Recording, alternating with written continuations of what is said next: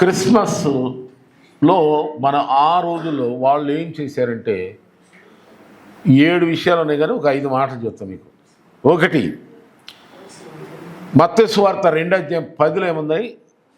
తూర్పు దేశపు జ్ఞానులంట నక్షత్రాన్ని చూసి ఏం చేశారంటే అత్యానంద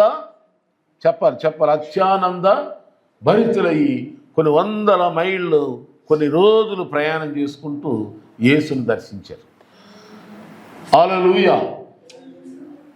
అత్యానంద భరితం. ప్రయాణం ఎంతో కష్టం. అసలు ఆ నక్షత్రం ఎక్కడి వరకు తీసుకెళ్తుందో తెలియదు. చూడండి, కొన్నిసార్లు గూగుల్ మ్యాప్లో మనం వెళ్తూ ఉంటుంటే కరెక్టే తీసుకెళ్తుందని చెప్పి వెళ్తారు కొందరు. మనం వింటూ ఉంటాం కొన్నిసార్లు, మీరు వింటా లేదు. గూగుల్ మ్యాప్ ఒక్కోసారి అంటే నదిలో తీసుకెళ్ళిందంటే కారు. తీరా చూస్తే ఏంటి నదిలో నీళ్ళల్లో మునిగింది కారు అని చూస్తే రాంగ్ రూట్.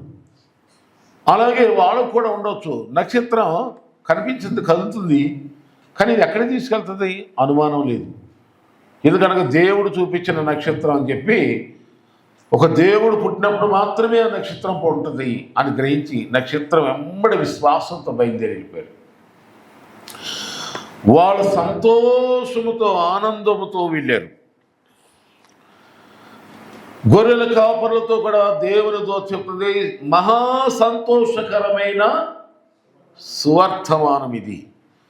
లూకా సువార్త 1:44లో అక్కడేముంటుందంటే, ఒక ముసలమ్మ ఎలిజబెత్ అంటుంది, నీ వందన వచనం వినగానే నా కడుపులో ఉన్న శిశువు ఆనందంతో గంతులు.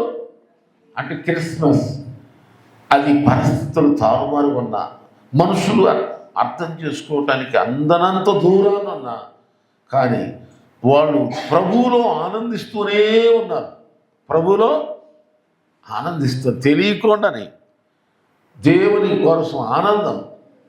రక్షకుడు పుడుతున్నాడు, లోకరక్షకుడు, మనుషులందరికీ రక్షకుడు, విశ్వాసులకు రక్షకుడు యేసుక్రీస్తు వారి జన్మ ఆనందంగా వాళ్ళు ఏం చేశారు. కనుక క్రిస్మస్లో మొట్టమొదటిగా మనం ఉండవలసింది ఏంటంటే, నీ పరిస్థితులు ఎలా ఉన్నాయి, నవ్వుతూ సంతోషంగా ఉండండి. దేవుని స్తోత్రం. ఆమె మనల్ని నవ్వనివ్వకుండా సంతోషపడి అనేక ఆటంకాలు వస్తాయి. ఇందాక మీటింగ్ వచ్చే ముందు రెడీ అవుతున్నాం ఎంతో హ్యాపీగా. మా మనవరాలు పెద్ద వాంతులు చేసుకుంది, చాలా భయం వేసింది. కానీ అయినా దేవునికి మహిమ కలుగుగాక, స్తోత్రం. సంతోషంగా ఉండాలి, ప్రార్థనాపూర్వకంగా. మళ్ళా మేము అలా ఉన్నాం, అదిగో మంచిగా దేవుడు స్వస్థపరిచాడు. ఇదిగో మన మధ్యలో అక్కడ తీసుకుంటాం పసిపిల్ల. దేవునికి స్తోత్రం. మనం హ్యాపీగా ఉందాము గాక.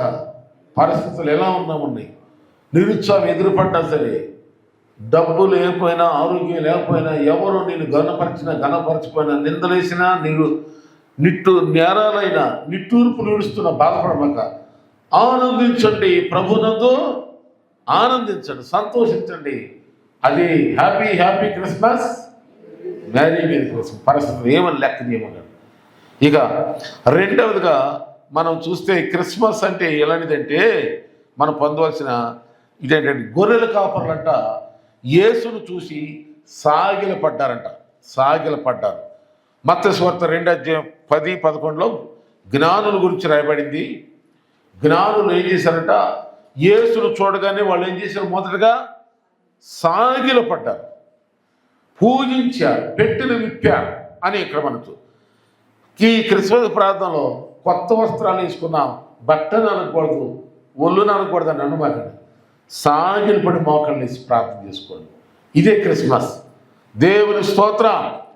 ఇక మూడవదిగా మనం చూసినట్లయితే, క్రిస్మస్లో మనం ఏం చేయాల్సిందంటే సాక్ష్యం ఇచ్చేయాలి. సాక్ష్యం ఇచ్చే క్రిస్మస్. సాక్ష్యం అంటే గొర్రెల కాపలు చూసి మౌనంగా వెళ్ళిపోవాలా.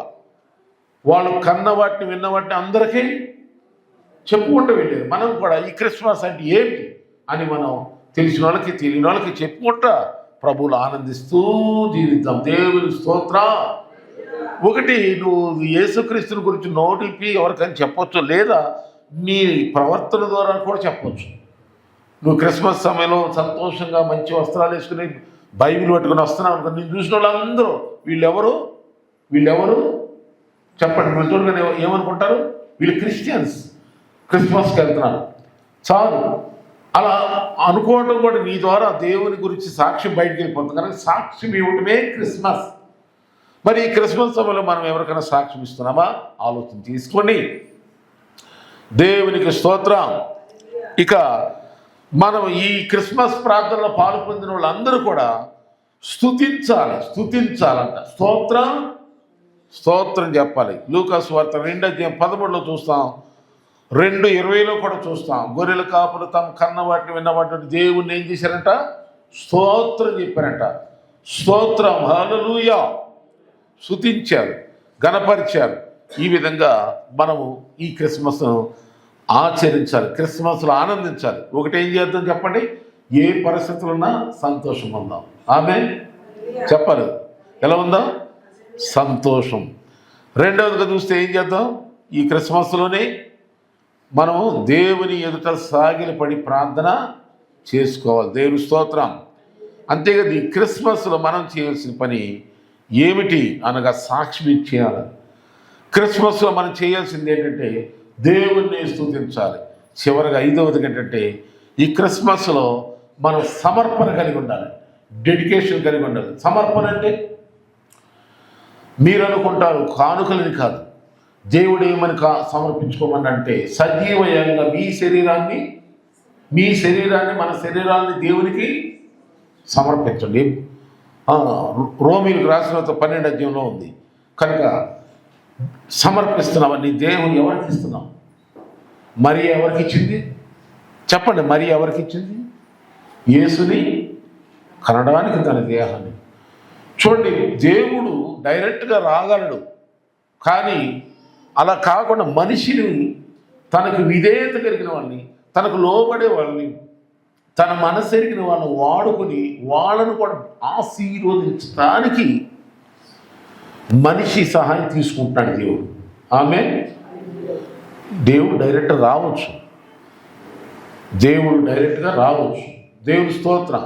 చూడండి, మనం ఎక్కడికన్నా ఒక ప్రాంతానికి వెళ్ళినప్పుడు అక్కడ మనకు తెలిసినటువంటి వాళ్ళు కాకపోయినా మన పిల్లలో లేకపోతే మన బాగా తెలిసిన బంధువులు ఉంటారు ఆ ఏరియాలో. మనం ఉండి ఏదైనా మీటింగో పెళ్ళో కార్యం చూసుకుని యువతలు రావటం. మనం హోటల్కి వెళితే చాలా డబ్బు పెట్టగలం, ఉండగలం, రాగలం. కానీ ఏం ఆలోచిస్తామని చెప్పండి? మనం ఆ హోటల్ పెట్టే డబ్బు, ఆ హోటల్కి ఇచ్చేటువంటి ఆ ఫుడ్ ఖర్చు మన అమ్మాయి ఉంది, మన అబ్బాయి ఉన్నాడు, లేదా మన ఫ్రెండ్ ఉన్నాడని ఏం చేస్తాం చెప్పండి? వీళ్ళకి ఇచ్చి వాళ్ళను తృప్తిపరిచి వాళ్ళని బలపరచి రావటానికి ఆలోచిస్తాం. వాళ్ళు కూడా దీవిస్తాం. మనం ఎలాగో వచ్చాం కనుక ఈ ప్రాంతంలో ఉన్న మన వాళ్ళని సంతోషపెట్టి వాళ్ళకి ఆ రూపాయి చెందేలాగా, ఆ లాభం వాళ్ళకి వెళ్ళేలాగా చేసి వద్దామని ఆలోచన మనకే ఉంటుంది. అలాగే దేవుడు కూడా తను తానుగా రావాలంటే రావచ్చు ఏ విధంగా, కానీ మనిషి ద్వారా వచ్చి మనిషిని గణపరచాలి. వినండి, మిమ్మల్ని కూడా మనందరినీ దేవుడు ఆశ్రయించాలని మనల్ని ఏమంటున్నాడంటే సంతోషించమంటున్నాడు. ఆమేన్. యేసుక్రీస్తుని బట్టి ఏమొచ్చినా సరే సంతోషించండి, ఆయన సాగిలపడండి, ఆయన గురించి సాక్ష్యం చెప్పండి.